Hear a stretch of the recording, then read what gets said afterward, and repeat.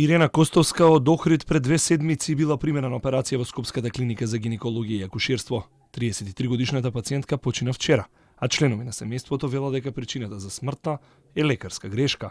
Последната борба за своето здравје ја водела на клиниката за абдоминална хирургија, откаде според семејството било констатирано дека се направени пропусти во операцијата за отстранување на туморот во карлицата на ГАК.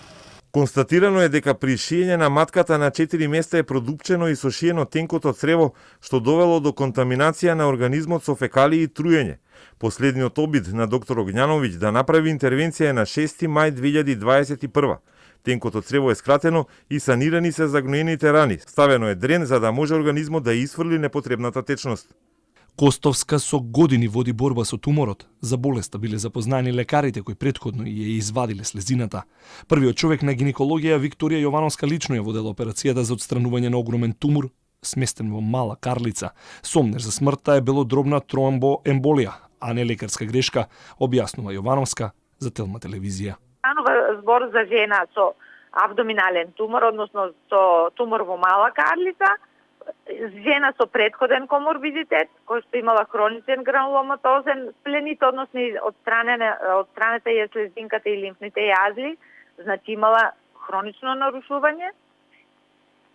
И навистина го чекаме и хистопатолошкиот наод да видиме со изваден е туморот, после тоа заради компликација оперирана повтор пат, меѓутоа не станува збор за пресечени, туку за спонтани перфорации на црева, кои што не знаеме од која причина се и заради тоа жената ја зема на абдоминална хирургија. За случајот е алармирано и Министерството, откако семејството на Костовска јавно преку социјалните мрежи побара одговорност и ревизија на постапката направена на ГАК.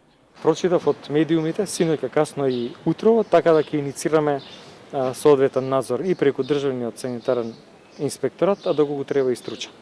Додека инспекторатот ќе проверува дали лекарите ја почитувале постапката, дел од вистината за случајот Костовска ќе остане непознат. Иако доктор Јовановска инсистирала, семејството одбило да изврши обдукција врз Костовска, бидејќи тоа е единствената постапка која може да ги открие точните причини за смртта, но и постапка со која семејството ќе може да продолжи на суд. Ваквите случаи не секогаш се разјаснети, бидејќи семејствата одбиваат да се согласат на обдукција на телата на своите блиски.